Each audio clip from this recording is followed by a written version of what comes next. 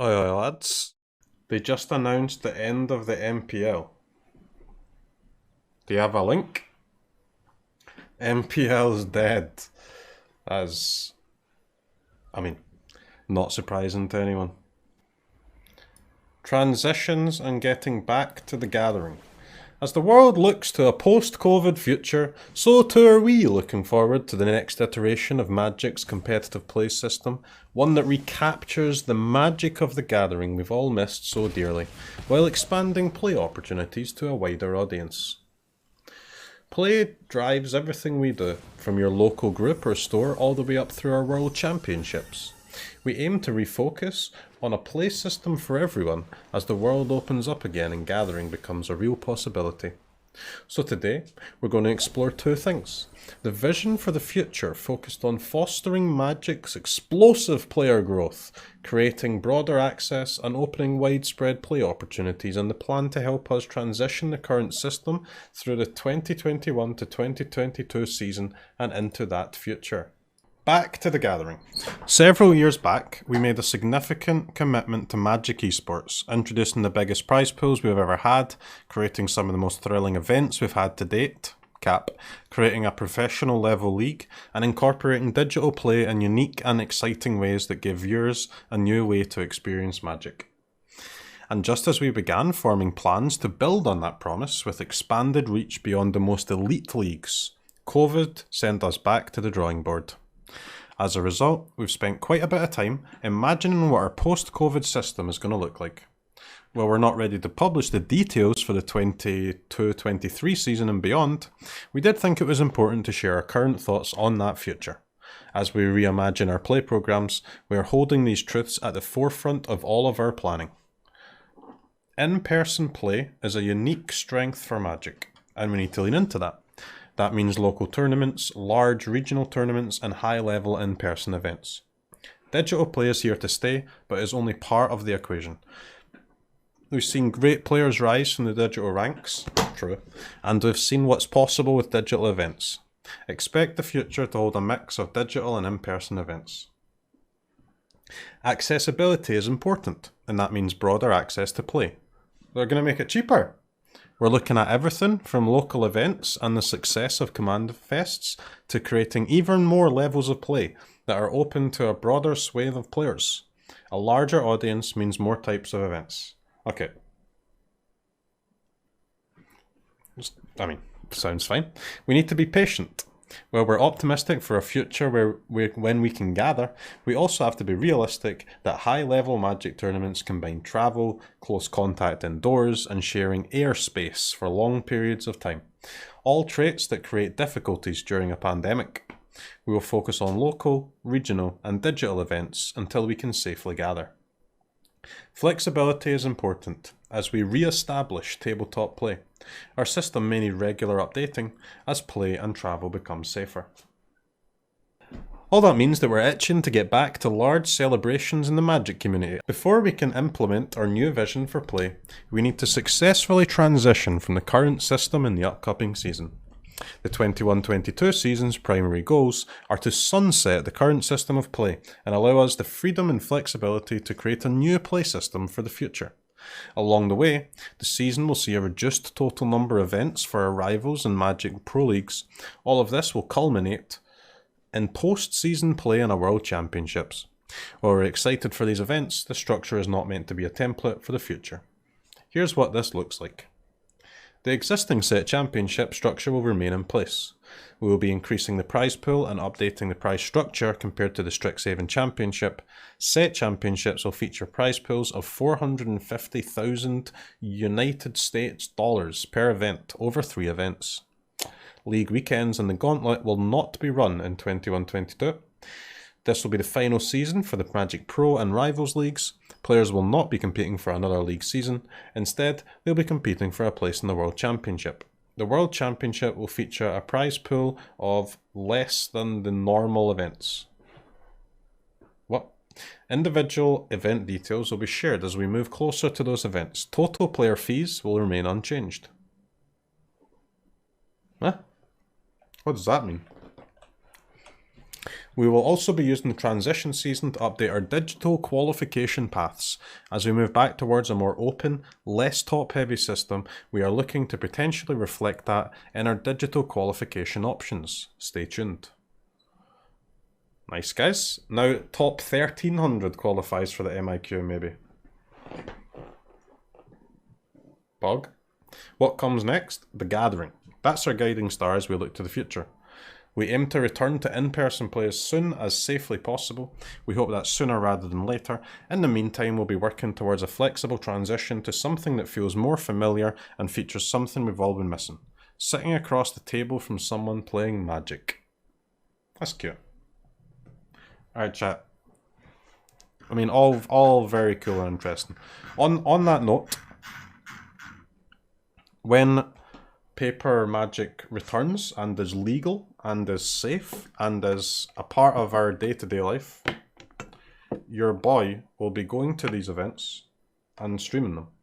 I'll be streaming my POV of the paper events. This plan is not set in stone, but I have a plan for how that will look. I'm thinking like a 3-camera stream. One over my shoulder, looking down at the battlefield. One like chest cam looking at my hand. And if my opponent will allow me, one chest cam for them so you can see their hand. Obviously not all opponents will agree to that, so sometimes there will only be a 2-camera stream, but or a 2-camera match, but that's my plan. And that is how we once again redefine the Twitch space on Magic the Gathering. CGB, get out of my stream. Stop listening to my big plans. These are my plans, don't yoink them. CGB, get out. Out. Out! Nice to be considered a threat. Man, you are the only threat. It is what it is. Read Sex Manfield's tweet. What are people... What tweet about what, man? Am I supposed to be tweeting about this? Bruv, does anybody even care? I don't...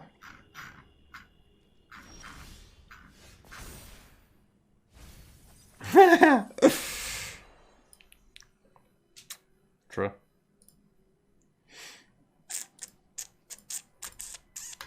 Big true. Dabbies. What can I say, man? In life, I always get there. I always get there. Yeah, that's what it is. Professional Magic is dead. There isn't going to be a train anymore. You'll be playing PTQs, GPs, PTs, the end. I mean, isn't this an overreaction? Didn't they just... Why is this? It's not dead. Isn't it just going back to exactly the way it was before, but just with a few online events too? The MPL is gone, but the MPL is like a new thing, is it not? Or a relatively new thing. Isn't it just going back to like exactly where it was like 3 years ago or whatever? Like where you just have to go to qualify for shit, right? I think it's fucked that they got rid of stuff like platinum level pros and then don't offer an alternative. Man, listen, dude. It's not fucked. If you're good enough to play Magic the Gathering professionally, you'll find a way to do it. You'll find a way to do it. It'll be fine for you.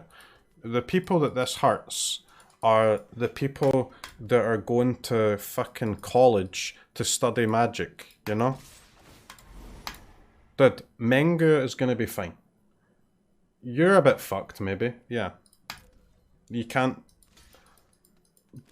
be in the MPL or whatever, I don't know, but... The Menganator is gonna be okay, I believe. But I mean, I might be wrong. To me, it seems like it's fine. Like, there's no MPL, but everything else is just the same.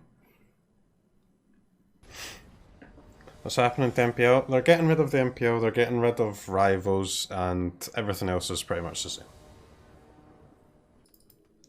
I mean, guys, like, listen, the MPL was doomed from the start, okay? Like, the games are not interesting enough, the storylines are not interesting enough, and the personalities are not interesting enough. It was doomed from the start. I can't believe it lasted this long.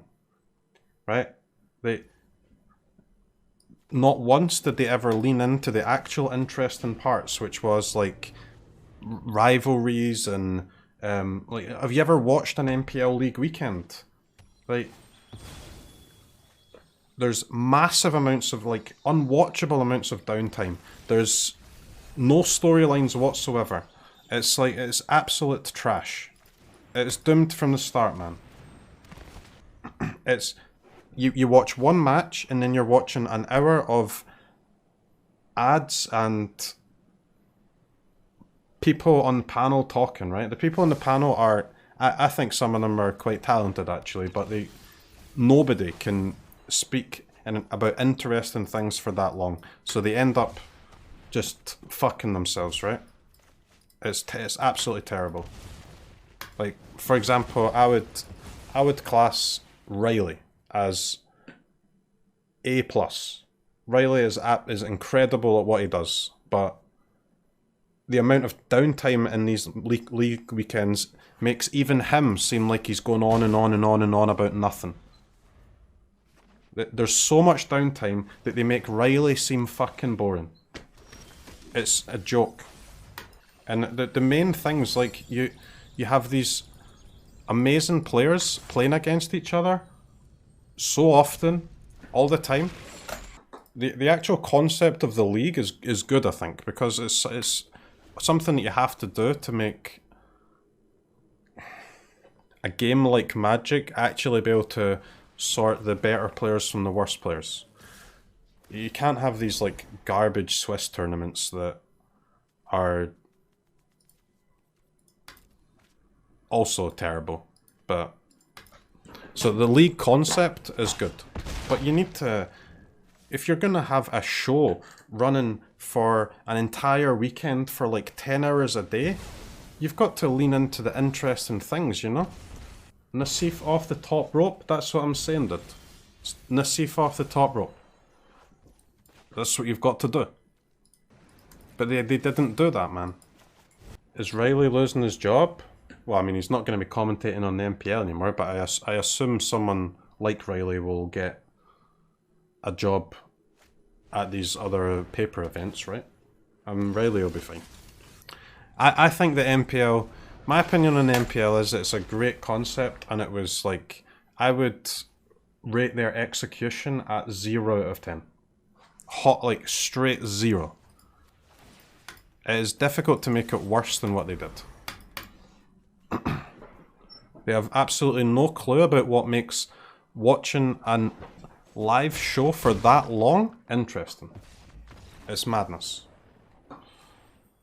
I don't think, it would surprise me if they invited anyone on board to organize these events, who had experience doing it in a digital landscape. I assume what they've done is taken the people who have organized these paper events and then just shoved them into a digital world and hoped that it worked. It didn't. If they did invite people with experience, then I would advise them not to invite them back in the future. That is exactly what happened. They fired a lot of the most experienced people on the team for events. The MPL could have been great, but it was terrible, guys. It was very badly executed. I wouldn't be surprised if they give it another go in the future. But I would also not expect that to be anytime soon. Because they had the perfect opportunity as well, right? Like, I don't know if all the MPL events, but at least most of them were already on Arena before COVID, right? Or it was at least like a half and half split. They played the Mythic Invitational on Arena, and then but they also had some paper ones too. I remember Andre won with that like mass manipulation deck. That was paper, right? If I remember correctly. So they were already kind of heading towards it, but obviously COVID has forced them into like 100% online. I don't understand it, man. They never learned from their mistakes, right? Like it was clear that the pace of the show on these events was far too slow, even from way back then. But it always remained exactly the same. They didn't try anything else. Even if they tried something else and it ended up being worse, that's okay. For the following event, you can just try something different or go back to the original idea. But they never deviated from their plan, and it was just consistently bad. How does it feel to be the face of Pro Magic? Ecuador!